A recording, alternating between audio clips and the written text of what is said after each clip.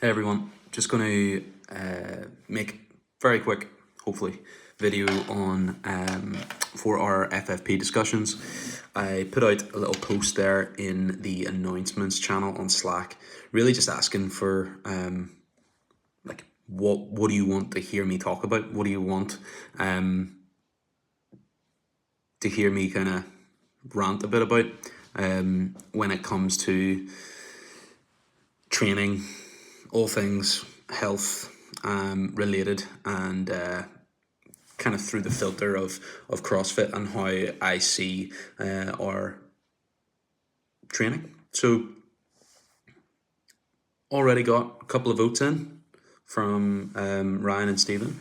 You guys were looking to hear a bit about some specific movements, maybe some faults that we would commonly see in those movements, and then some cues and prompts that I would generally give to people. And today I'm going to go over the squat. So we'll start with the air squat, and really we'll just work through air squat, front squat, and overhead squat. This stuff they're kind of general rules that I have in my head. They're like general principles that I'll go by when I'm watching somebody squat or watching someone perform one of those movements. And I like to filter it through the lens of some points of performance, they would be called. So what I like to think about is the setup, the actual execution of the movement, and what and where are the things that are falling apart or maybe deteriorating throughout a bigger set. So it maybe starts off like the squat looks great, and then what starts to fall away as the athlete becomes fatigued. And those things will generally point us towards the cue that we want, and the thing that you want to focus on. Now, the cue that I give, that will translate differently for different people. But whenever I give a cue, that cue is then almost like a prompt for that person. So they know whenever they're doing a workout, whenever they're lifting heavy, whenever they're moving a heavy load, okay, this is the thing that I typically do whenever I get tired, whenever the fatigue kicks in, whenever I lift heavy. So I need to focus on that and make sure I can keep that at bay for as long as possible. So setup, I'm just going to roll through these things pretty quickly.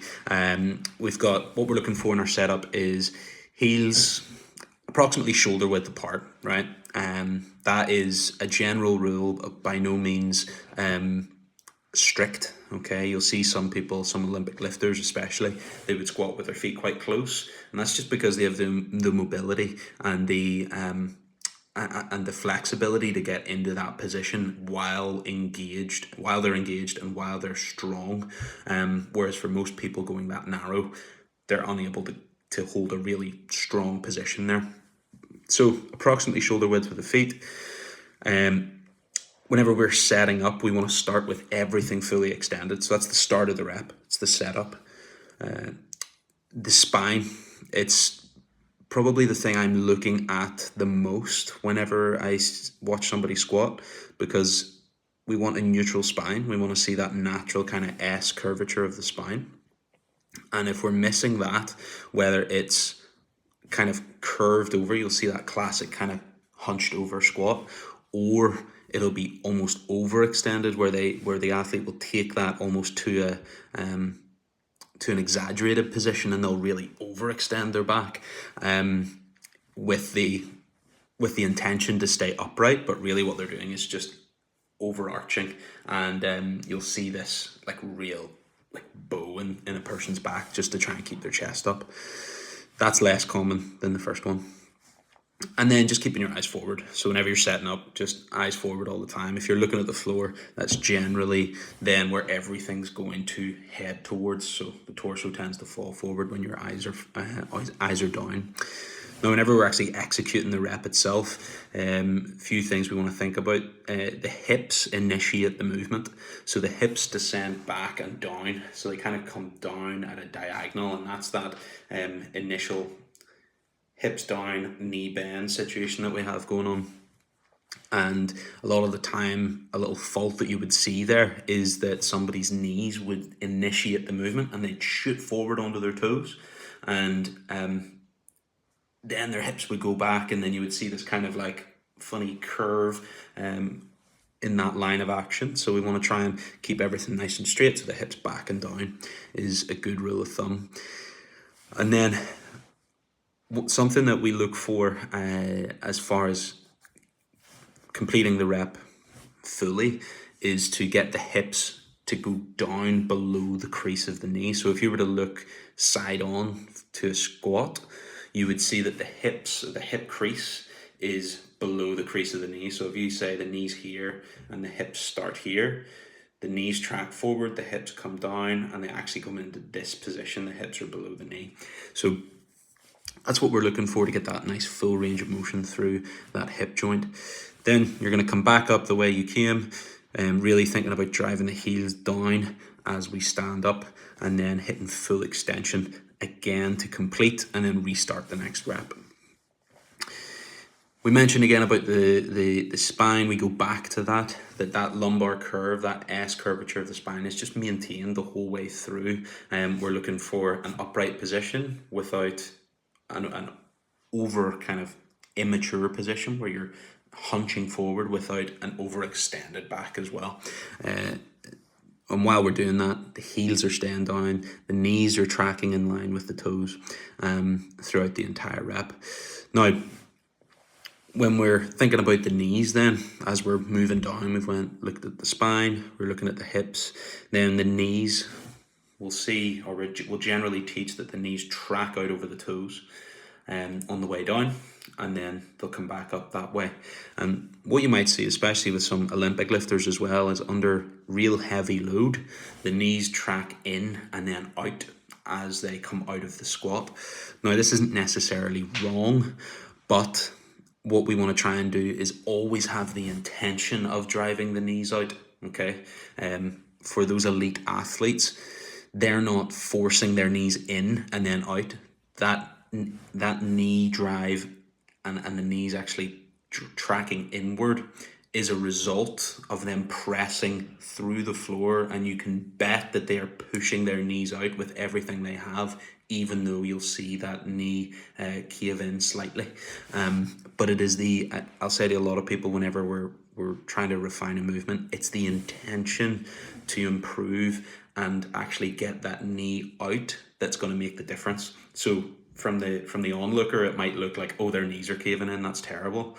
But really what's happening is the knees are coming in, but the athlete is still intending and still actively pressing against that, and therefore engaging their hips and driving their knees outwards. And you'll see that at the top of the squat where their knees finish out.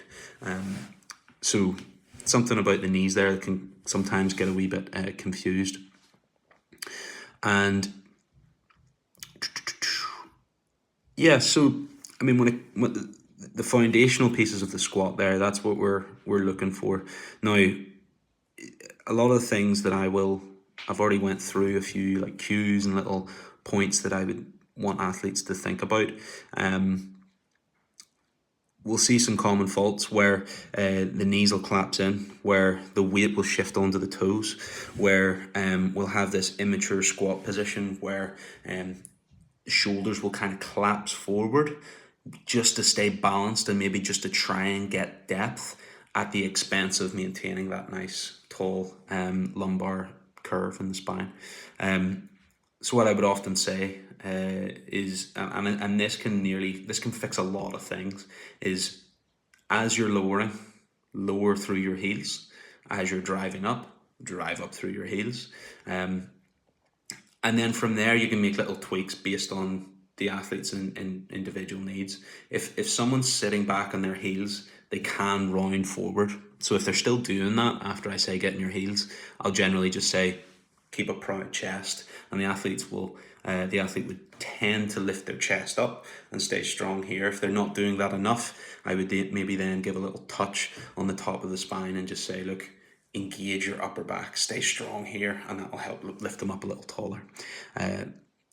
So that's kind of like when we're talking about a movement in particular. I hope that helped when it came to the squat. I was going to talk about the front squat and the overhead squat, but we're already 10 minutes in, and you can tell that this thing, I could sit here and talk about this all day. So I hope that helped. I hope you found that interesting. If you didn't, that's fine. Put a wee vote for a topic in the announcement section. I might actually put it in the discussion section. It probably would make more sense. But I would love to know what you would like to hear me talk about. But I could talk about movements all day. So we'll maybe hit another topic next week. But I will speak to you soon. If you have any questions about the squat, or if you have any concerns about your own squat, let me know and I will chat through with you. All right.